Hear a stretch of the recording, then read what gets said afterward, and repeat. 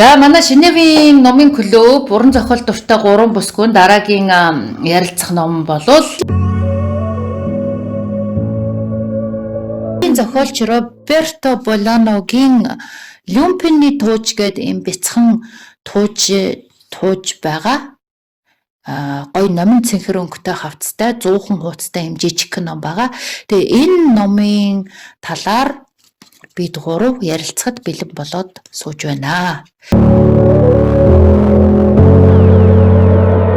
Болано гэдэг энэ зохиолчийн талаар бол би огт мэдэхгүй байсан. Тэгээ энэ зохиолч болохоор зэрэг саяхан 2000 хэдэн онд байлаа да. Ер нь нэг хэдхэн жилийн өмнө нас барсан юм байлээ.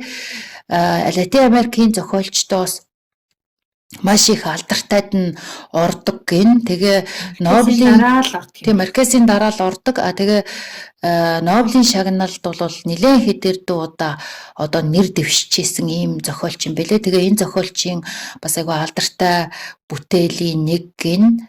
Энэ зохиол болохоор зэрэг энэ Люмпиний туужаар Il Futuro буюу The Future ирээдүй гэсэн нэртэй бас юм Итали, Герман хэд нарын хамтарсан юм кино байдаг юм байна.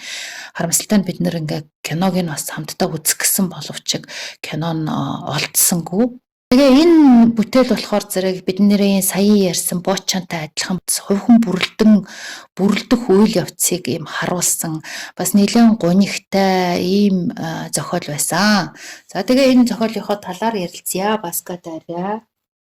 Ер нь жоохон хүнд байсан.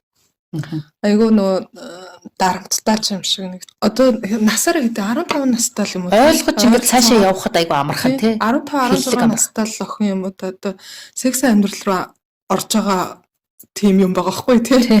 Юу ч болоогүй юм шиг ямар ч тэрэнд нь сэтгэл хөдлөл байхгүй. Зүгээр тэгэл шууд хүүрэн чинь тий. Аав ээж нь нас орцсон, гол нь бүтэн хүн чинь болцсон тий. Дүүтэйгээ ойлгохны амьдэрдэг. Тэгээд гэрт нэг хоёр залуу суугаад тэр хоёр ингээ баг оролцсоор агаад орой болгон одоо хүчинтэй тийм нэгээрээ орж унтдаг тий. Ер нь тэгээд тэгжсэнээс сүултээ ингээд баг биеийн нөлөөлдөг болгочдөг тий. Тэгтээ тэрийг бас их аятайхан тайлбарлаад байгаа тий. Баг ингээд мөнгөний хулгайлуулах гэж гэсэн юм байлээ шүү дээ. Нөгөө авдарнаас нөгөө алдартай чинь өөрийгөө би яах юм шиг гэдэг байгаа шүү дээ. Тий. Яа тэгэхээр унтаад мөнгө аваагүй байхгүй тий. Мөнгө өгсөн тэрийг ширээн дээр нь орчих. Зүгээр л мөнгөний аваач нөгөө хэдийгэ тэжээдэг байсан юм биш үү? Тэр үйлчлүүлэгч нь гэх юм аашин тэр айгүй алдартай байжгаад гэмтлээсээ болоод илүү хараагаа сохорцсон тэр жүжигчин байгаа байхгүй те амар цайз дамжирдаг. Тэгээ ер нь бол баян байх боломжтой. Гэхдээ тэр хүн сохорцсон учраас гэрээсээ гардггүй нийгмийн харилцаанд ордоггүй. Тэгээ нөгөө өмнөх алдартай кинонуудаасаа олсон нэг суур бааз хөрөнгөтэй. Тэгээд тэр айгүй сонин дүр байгаа байхгүй тий. Айгүй өрөвдөлтөй цагтаа амар цуутай алдартай явж хагаад тэгээс эцэст нь хинч болчихсон тий. Тэгээд нэг тэр охинтой уг нь бол тэрийг айгүй ухаантай юм байна. Юм ярьж байгаа охинд хандж байгаа тэр. Тэгээ өөр ерөөсөө ямар ч нийгмийн харилцаа авахгүй болохоор ганцхан тэр охинтой уулз секси гэдэг байгаа л жоохон юу болохоос биш. Өдөр чи ганц биш шүү. Өдрийн цагаар өөр нэг охинтой секс хийдэг.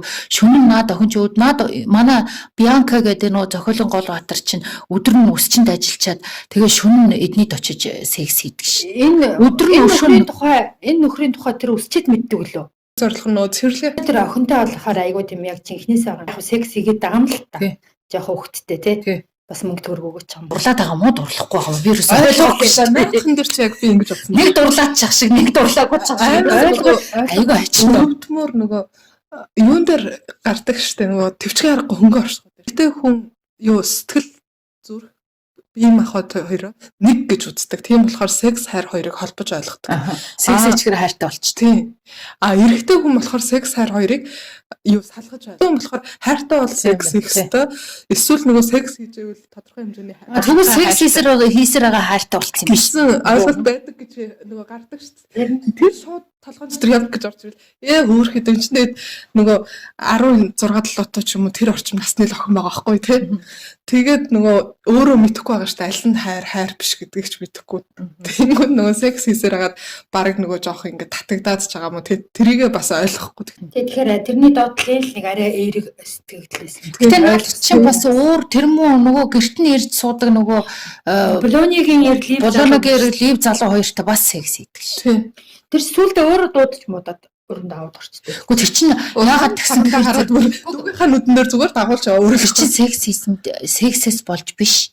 Нөгөө бодол санаа нь бүр амар галзуурчих гэж хоослох гэж санаагаа сатааруулах гэж хийсэн байхгүй.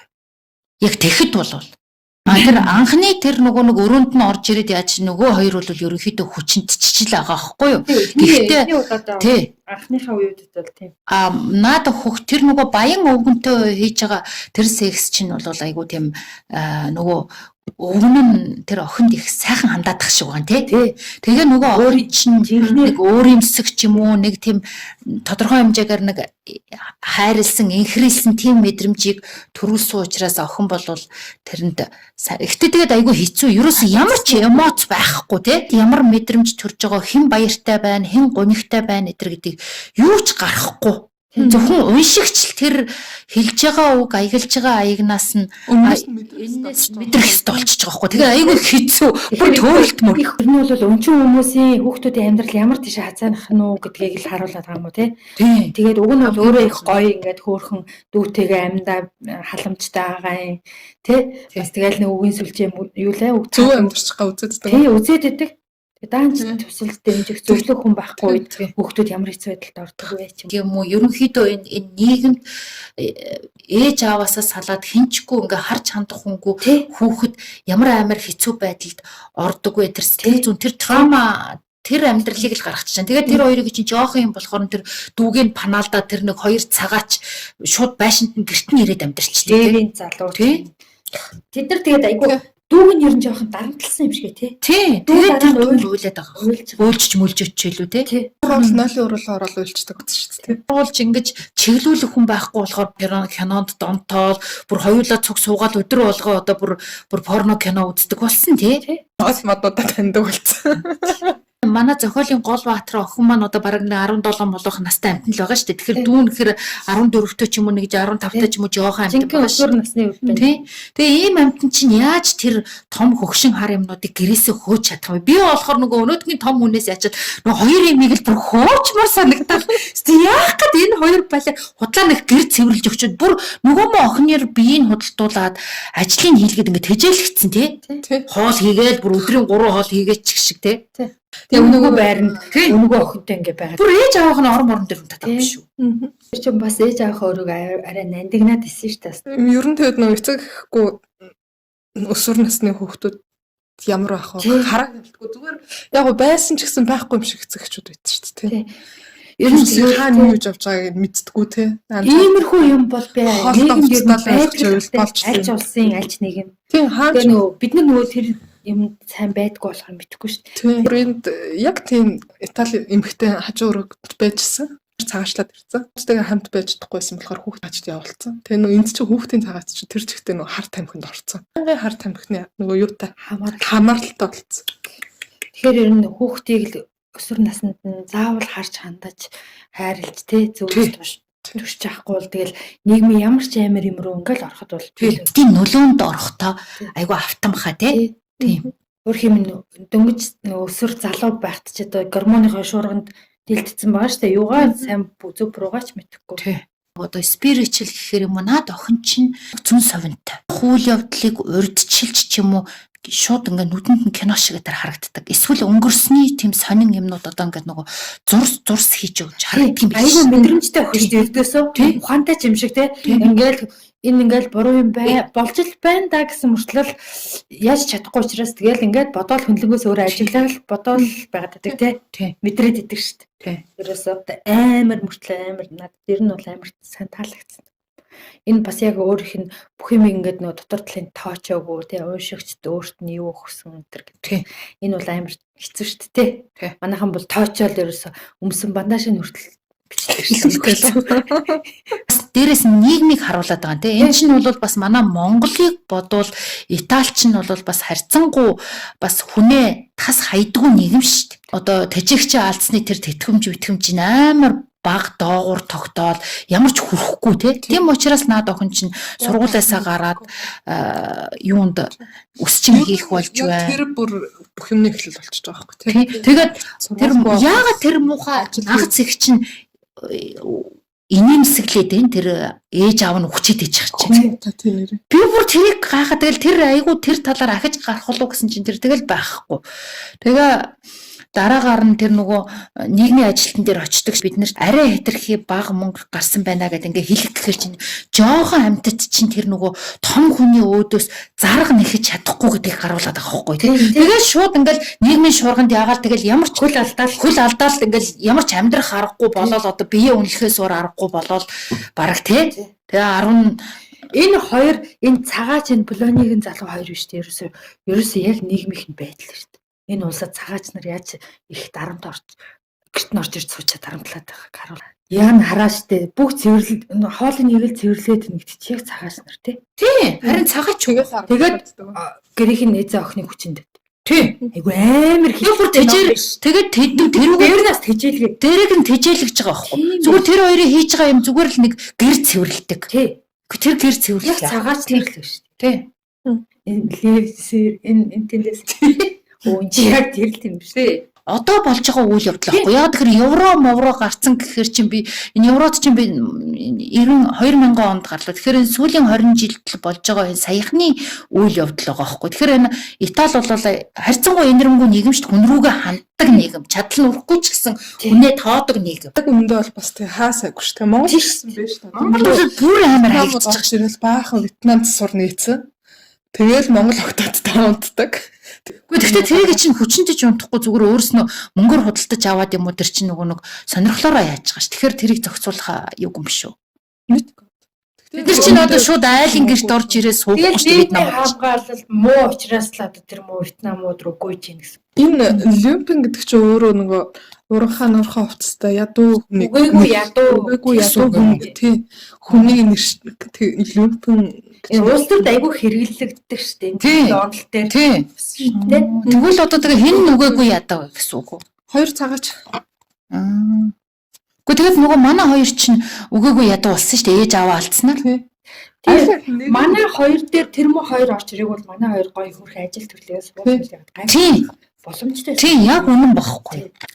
Цагаач нутгийн одоо ингээ ажилгүй залуу хүмүүс шүү дээ тийм ажилгүй бусдаар тэжээлэгдэг нийгмийн халамж хүртдэг хүмүүс нөгөө тэжээгч нь Бианка гэх юм бол Итали улс ч юм уу эсвэл Европын холбооны улс болох гэдэг шүү дээ тэгсэн мөртлөө цагаачийнхаа үгэнд ороод муу зөө юм хийгээд байгаа юм шүү Тийм байна тэгэхээр чинь айгаа тийм сонин төсөөлөл гарч ирж тийм ер нь гэхдээ тийм систем байгаа ш нөгөө яагаад одоо Америк ч гэсэн тэ баяжсан шалтгаан тэр одоо эзэн засаг бүр аюул олон орны эдийн засгийг алж ээж Америкчууд өнөөдрийн зэрэгтэй амьдарч байгаа шүү дээ. Европын улсууд энэ баян улсууд бол ерөөс Африкийг үлдсэн юм байна тий.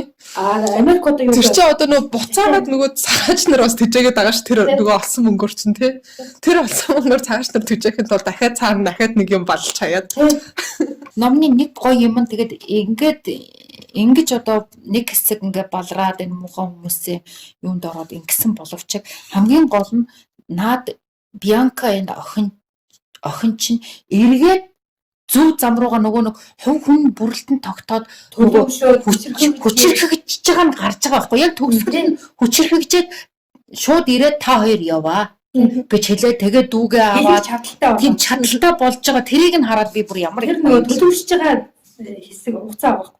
Энэ баг хэдэн жил амьдарч байгаа энэ хоёр юм чи. Бараг 2 жил юм биш үү? Тий 2-3 жил ч юм уу. Тэр нь хэлээгүй ч гэсэн ер нь их удаа амьдарчсан бүр. Тэгээ энэ ном чинь бол нөгөө эргэж дурсах бодол маягаар бичигдсэн байлээ ш. Яга би одоо ингээд телевизээр үзсэн би энэ гэмт хэргийн ертөнцийг мэднэ гэж хэлээл тэгэл нөгөө бага насаа эхлээл яар. Энэ тэгтээ одоо ингээд ахиад уншуулшаал өөрөөр уншигдахаар ном те. Эхнийх чинь болохоор нөгөө болж байгаа үйл явдланд эндүү зүрх өөрөө өвдөх юм учраас бүр нөгөө айгуу хэцүү тэрэндээ хямраад ерөөсөө юу яахгүй одоо бол ингээд сайхан ахиад уншихаар нэрэ зөндөө гоё юм тий. За 5. Тэгээд би бол чиг бол 5. Бидэрч 5 өгч чадахгүй. Бидэрч амар эмород наа. Хойш айгу сонио гаргалаа гэж. Юу яа. Би ч одоо жоохон сонин таараа сонь юм шүү. Дарк юм таалагдаад байна. Ер нь үеийн зохиолуудыг бодоход тэгэл дараагч уншдаг юм бол энэ юм чи хоёлаа нэг ном аягүй сонир ингээд дараагч жоохон таалагдсан байсан чи юу вэ? Жившүүр тэр. Борхоос ирсэн шүү дээ. Тий. Чи ер нь dark юм бэ? Dark юм дотор чи үнэн явж яадаг байхгүй юу? Гэхдээ хоёлаа бас нэг амар нөгөө юу гэх хүмүүс биш шүү дээ. Тий. Гээлэг юм хөөсөн ч бас хүмүүс биш. Гэхдээ би бас ингэж боддог шүү дээ. Би одоо ингээд хэрвээ зүгээр ингээд том дэвтэр эднэрийг уншаагүйг орчуулаагүйгээр зүгээр л нөгөө гурвыгаа нөгөө Агата Кристи байх гурвыг зүгээр уншаад өнгөрсөн бол би дургүй шүү дээ. Францаар нь тэгээ уншсан чинь ёо нөгөө нохоо мохоо амар юм нарциж бүрст ямар муухан гэсэн чинь нөгөө орчуулахар чинь тэр номыг чинь 1000 уншина. Тэгээ тэр чинь бол ер нь dark асар dark юм байна шүү дээ. Гэхдээ тэрийг орчуулж яхад би бүр ингээ яг тэр зохиолтой автаад гонигтай бүр айгүй муухай дэр болчихсон. Ялангуяа 3 дахь худал дээр. Нотлогоон дээр бол зүгээр шоконд ороод нөгөө харамсаал Матиасыг хүчээр харамсаал эхнийхтэр болохоор зэрэг өстэй бүр шоконд оргүй юм гэж байх уу гэл нөгөө ерөнхийдөө бол дахин л уншиж ондоо юм тий. Нүг ширээний ном шиг ойлгож ижлээ. Тэгжээж л хүн яг жинхэнэ мундгийг нь номны мундгийг дахин уншиж л мэднэ баг. Би Маркезийн тэр 100 жилийн ганцаардлыг чинь 5 уншсан шүү дээ шүү. Тэгээд би одоо бүртэл сайн юм гэхдээ надад бол 6 дахь газар чинь бас л гоё юм шүү. Над бол 6 дахь газар айгүй гоё байсан. Уншчаад тэгээд дээрс нь айгүй их юм судалчихж байгаа байхгүй юу? Хэдэн документ уншиж бүр хамгийн кул нь тэр энэ мэнээс хамаагүй дээр тий. Үлгүй тэр хотын амраг хөдөөгийн амраг энэ төр бол таалагдсан шүү. Үнэхээр лаг. Гэхдээ тэрний урд талд нь нэгтгэсэн шүү дээ. Одоо тэр Кодимерийг чинь үзэл бодолтой хамгийн үнэнч зохиолч лөө. Стилтэй лөө. Стилтэй. Тэр бүр тэр хүний романыг болсон байдаг. Романыг үний романыг нь олж уншмаар энэ. Тэр өстө үнэхээр характерны үнэхээр хайр булаам айгүй гоё эмхтэй байл.